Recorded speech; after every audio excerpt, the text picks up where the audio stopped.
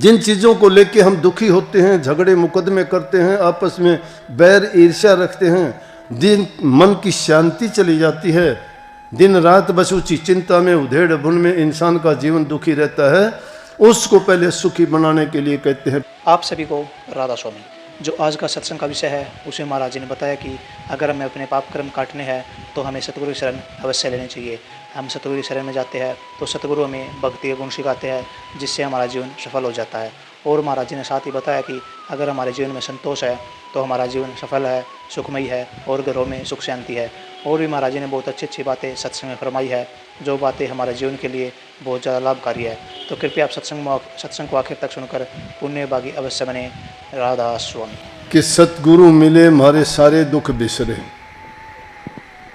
सतगुरु की जरूरत दुख बिसारने के लिए, इस 84 की जेल से जीव का बंधन मुक्त हो जाना, दुखों से बच जाना और अच्छे गुणों का आ जाना है। परंतु वो कब होगा? जब सतगुरु मिले। कबीर साहब ने उस बात को फरमाया है कि सतगुरु मिलने से हमारे सारे दुख क्या क्या थे, कौन से दुख हैं जो बिसर जाते हैं।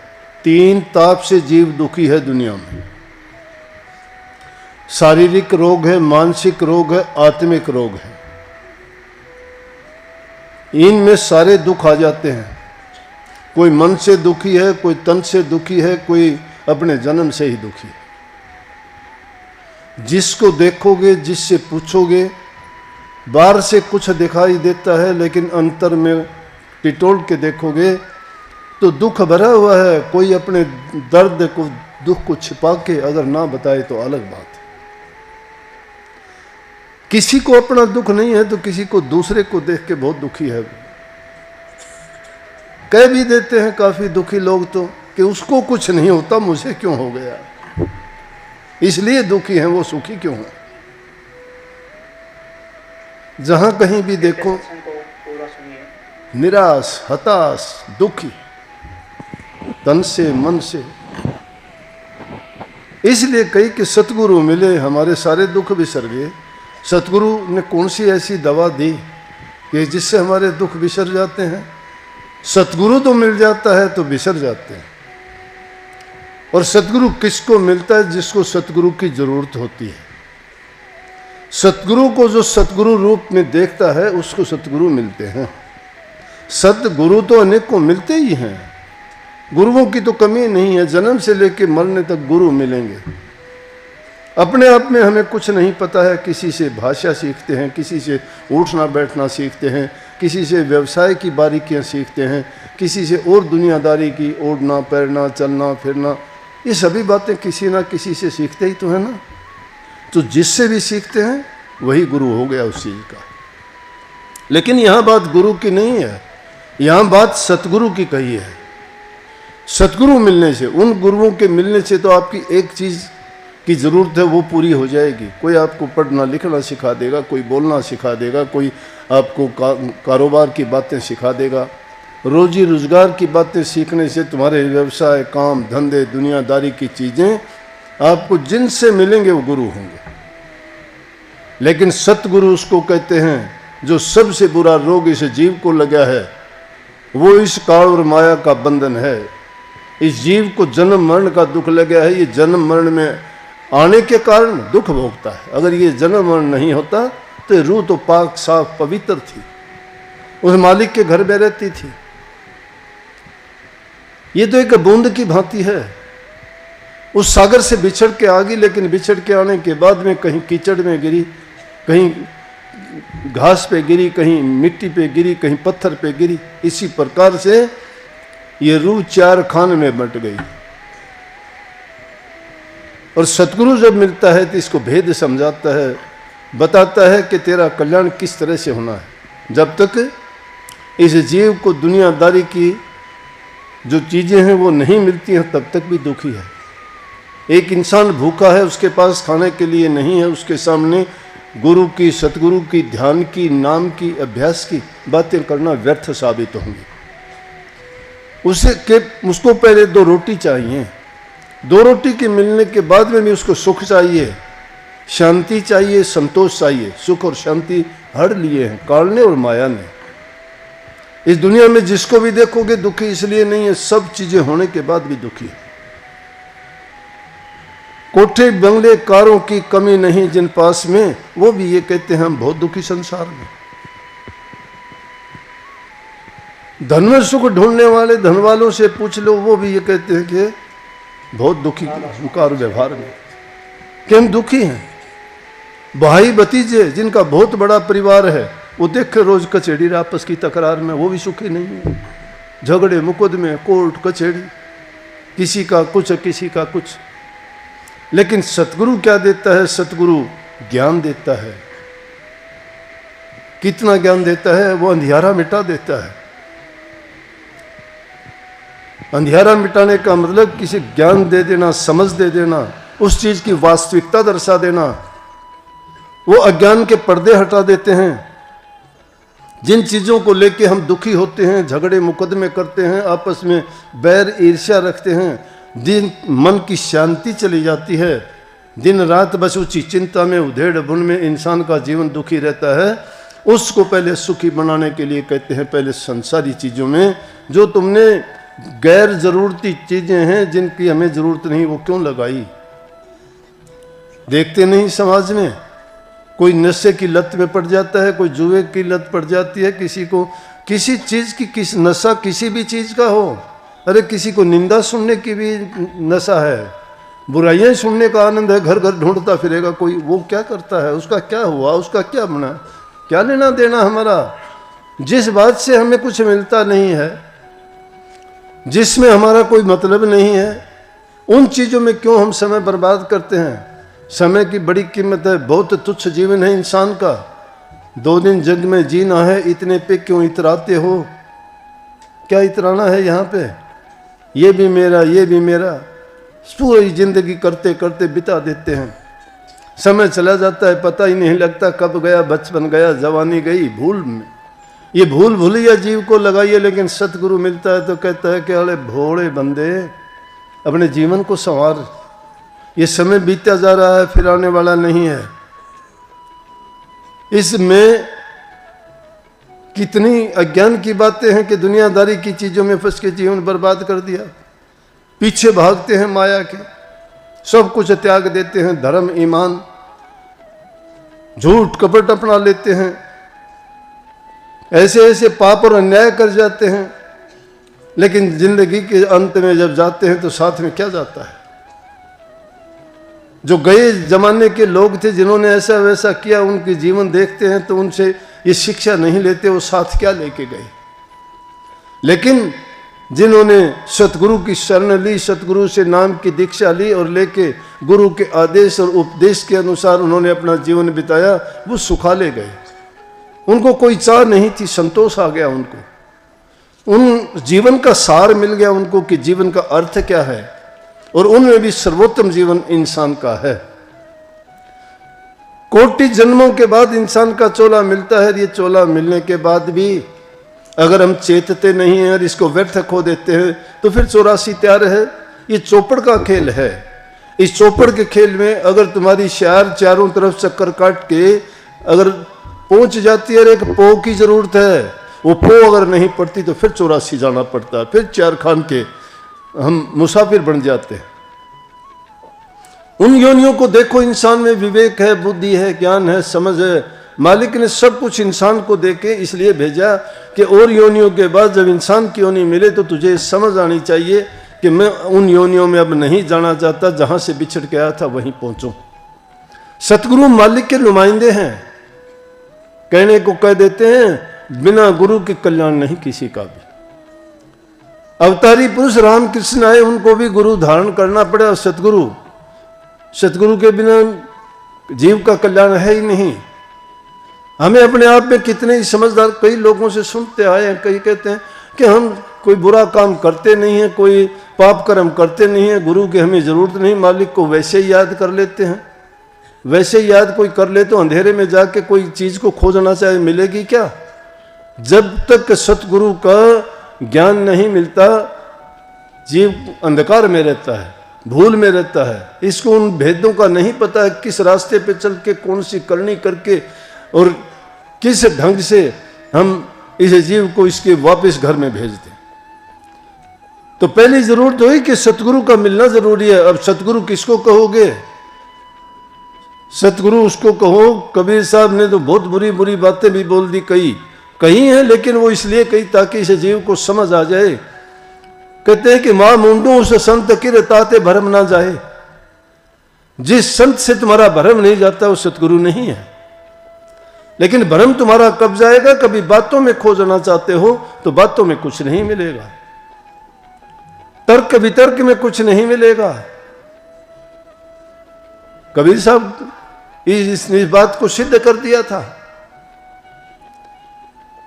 कि जो तुम सीखते हो किसी चीज से, वो चीजें तो तुम उसको ज्ञान मानते हो, ज्ञान नहीं है, अज्ञान है वो। स्वामी जी महाराज ने भी उसको अज्ञान कहा है विद्या को। कुछ लोग विद्या पा के कुछ चीजें सीख के सोचते हैं मैं ज्ञानी हो गया।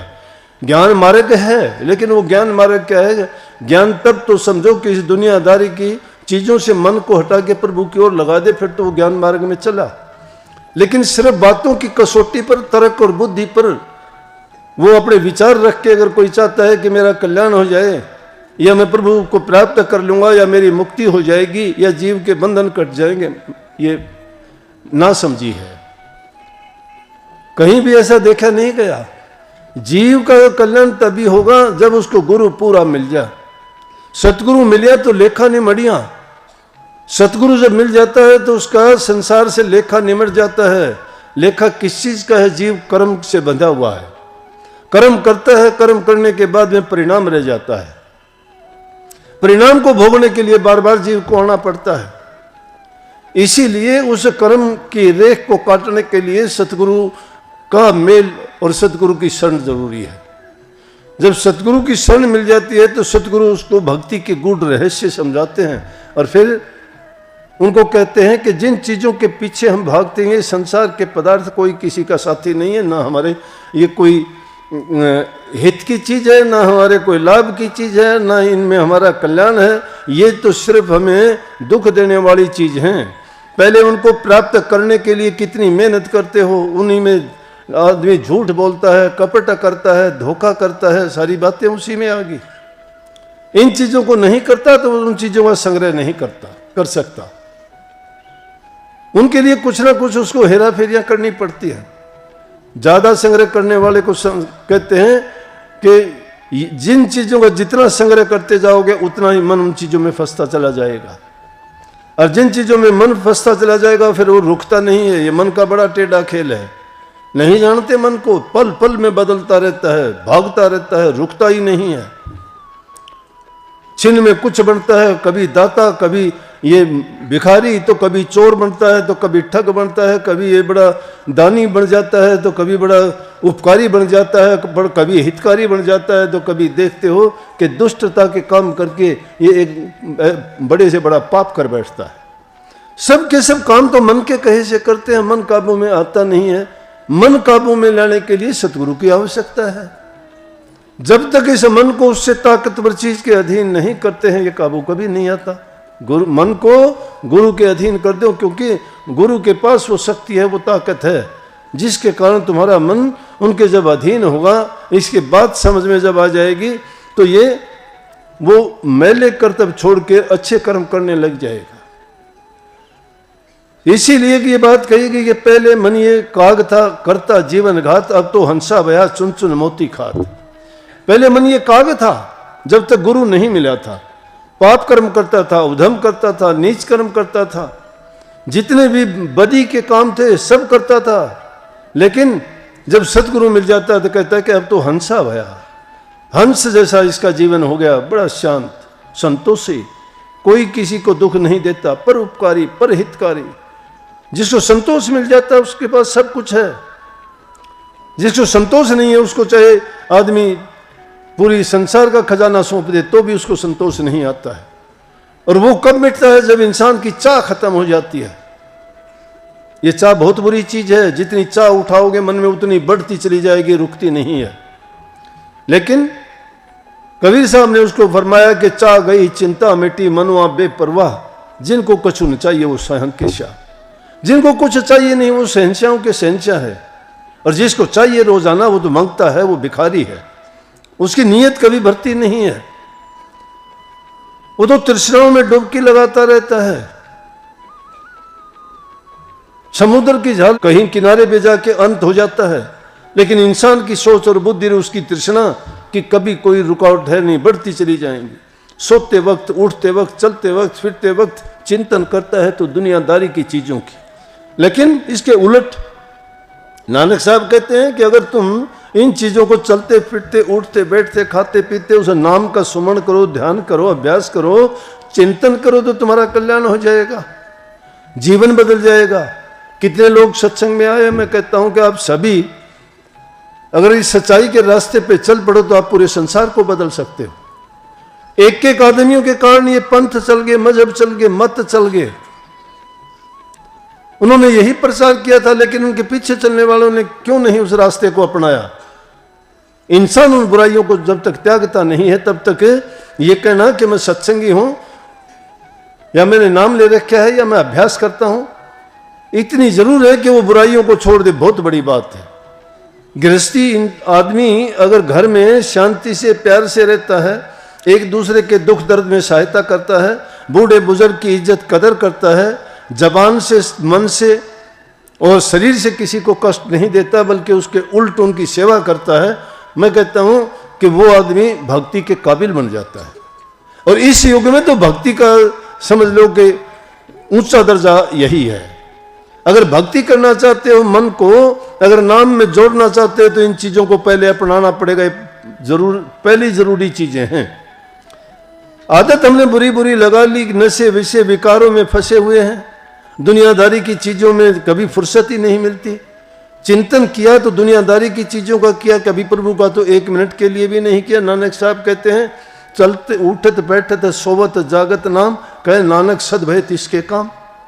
उठते बैठते सोते जागते जिसका चिंतन और चिंता सिर्फ नाम की है तो उसके तो सारे काम सिद्ध हो जाते हैं, उसको करने की जरूरत नहीं पड़ती। मालिक उसको जिसके सुपर्द हो गए वो सबको संभालता है। मांगते तो सभी हैं हम, लेकिन दुनियादारी की चीज तो दुनियादारी के लोग तो दुनियादारी की चीजों को मांगते हैं, लेकिन प्रभु के भक्त हमेशा प्रभु से भक्ति ही मांगते हैं, दूसरी चीज नहीं मांगते। बड़ी अच्छी मिसाल है राका और बांका की। पति पत्नी दो ऐसे भक्त हुए हैं कि उन्होंने संतोषी एकदम, उनको जो कुछ मिलता उसी से शांति से अपने कमा के खाते। कमाई भी क्या है, उन जमानों की बात है, कोई साधन नहीं थे। आजकल तो व्यवसायों की कमी नहीं है, बड़े बड़े कारोबार हैं। लकड़ियां जंगल से काट के लेके आते हैं, उनको जाके शहर में बेचते, उनसे जो कुछ मिलता उससे अपना गुजारा करते, लेकिन मस्त हैं, कोई चिंता नहीं उनको। वो नहीं देखते कि कौन उनसे अच्छा पहनता है, कौन उनसे अच्छे मकान में रहता है, किसके पास क्या है, तुम्हारे पास क्या नहीं है। हमें आज दुख इन बातों से ही है, संतोष नहीं हमें। हम नकल करते हैं, उसने ऐसा कुछ किया है तो मैं भी ऐसा करूं, चाहे बर्बादी कितनी हो जाओ, चाहे सब कुछ उसको अपनी जमीन बेचनी पड़ जाए, महंगा टेलीफोन होना चाहिए, अच्छा मोटरसाइकिल होना चाहिए, कपड़े भी नए और बढ़िया होने चाहिए, और खाना भी होटलों में खाना चाहिए, घर का खाना भी नहीं। क्योंकि दूसरे लोग ऐसा करते हैं, किसी की सामर्थ्य है वो करता है, जिसकी नहीं है उसको चाहे कुछ भी करना पड़े, और उस बात के लिए अपने माँ से, बाप से, भाई से, घर वालों से झगड़ा करता है, लड़ाई करता है, अमन चैन उनका भी छीन लेता है, अपना भी खो देता है, और कहा भी नहीं मानता है। ये हालत आ गई, क्या मिलेगा। शरीर है, इसको ये नहीं कहते कि जरूरत के मुताबिक अगर जरूरत है वो जरूर पहनो, सामर्थ्य है तो अच्छे से अच्छे पहनो, अच्छे से अच्छा खाओ, लेकिन अगर करनी है तो किसी की नकल करो, अच्छे गुणों की करो, दान पुण्य करने की करो, सेवा करने की करो, मीठा बोलने की करो। हमारी तो जबान में रस नहीं है, हम तो सत्संगियों को जोड़ने की बजाय तोड़ देते हैं। ये नहीं सोचते किस आदमी के साथ कैसा व्यवहार करना चाहिए। एक सत्संगी 600 किलोमीटर से चल के आता है, वो बेचारा मिलने के लिए कहता है, उसको धक्के दे के वापिस कर देते हो, वो अपना रो पीट के चला जाता है। क्या लेगा वो, सोचता है कि जब मेरे साथ ये बर्ताव ये व्यवहार होगा मैं क्या करूंगा। क्या सीखते हो सत्संग में? ये सत्संग है? कैसे शांति मिलेगी, कैसे धैर्य आएगा, कैसे तुम्हारी सहानुभूति होगी दूसरे जीवों के प्रति? कबीर साहब ने तो भक्ति का राज सारा का सारा इसी बात में खत्म कर दिया। भक्ति का राज बता दिया पूरा कि ये चीजें अगर तुम अपना लोगे तो समझो कि तुम्हारा सारा कल्याण हो गया, तुम्हारा हित हो गया। और वो कौन सी चीजें कही कबीर साहब ने? वो कहते हैं कि अगर प्रभु से मिलना चाहते हो ना, दया राख धर्म को पाले, जग से रहे उदासी। दिल में दया हो, धर्म की पालना करने वाला हो, और जग से उदासी का मतलब जो चीजें कही है इन चीजों को अपना मन ना दे। ये फालतू की चीजें हैं, उनकी ओर अपना मन ना दे। और सबसे मुख्य बात कही कि अपना सा जीव सबन का जाने ताई मिला अविनाशी। भक्ति होगी कि नहीं कि जो ऐसा काम करता है और दूसरे जीवों को अपने जैसा सोचता है, जिसकी किसी की पीड़ा देखो तो समझो कि ये पीड़ा अगर मुझे होती तो क्या बर्दाश्त करता मैं? तुम्हारे साथ बुरा बर्ताव होता है तो तुम समझो कि ऐसा बर्ताव तुम सहन कर सकते थे? नहीं, हम नहीं कर सकते तो दूसरे के साथ क्यों करते हैं? इसलिए कही कि वो उनका हित करे, पर उपकार करे। रामायण में तुलसीदास जी ने कही, पर हित समान धर्म नहीं कोई। दूसरे के भला करने के समान कोई भी धर्म नहीं है। सर्वोच्च धर्म यही है। हमारे देश की संस्कृति और सभ्यता कहती है कि हमें कि अतिथि देवो भव। जो बाहर से आके हमारे पास आता है वो तो हमारा अतिथि है और वो देवता के समान है, और उसकी हमें क्या करना चाहिए? जो ज़्यादा से ज़्यादा हो सके सेवा करनी चाहिए। लेकिन हम तो सेवा करने की बजाय जो से उसके साथ बर्ताव भी अच्छा नहीं करते। क्या लेके जाएंगे वो? अच्छा बर्ताव करने में कुछ नहीं लगता। मनसा वाचा कर्म ना दुख काहू मत दे। मन वचन और कर्म से किसी को दुख मत दो। और एति रेणी जो रहे वही शब्द रस ले। भक्ति का रस प्राप्त करने के लिए इन तीन चीजों को मान लो। मन वचन और कर्म से किसी को दुख ना दो। बापू के तीन बंदरों को मान लो, ना बुरा सुनो, ना बुरा कहो, ना बुरा देखो। जीवन की सारी गुत्थियां सुलझ जाएंगी इसी एक बात में। सत्संग को पूरा सुनने के लिए आपका बहुत बहुत धन्यवाद। हम आशा करते हैं आपने सत्संग को बड़ा ही ध्यान से सुना हुआ। कृपया सत्संग में जो जो बातें बताई है उनको अपने जीवन में अवश्य उतारिए, ताकि आपका जीवन, आपके गृहस्थी जीवन सफल हो सके। और अगर आपको सत्संग महाराज जी प्रवचन अच्छे लगे तो कमेंट में राधा स्वामी लिखकर पुण्य भागीदार अवश्य बनिए। तो मिलते हैं जल्दी एक नए सत्संग के साथ। तब तक के लिए राधा स्वामी।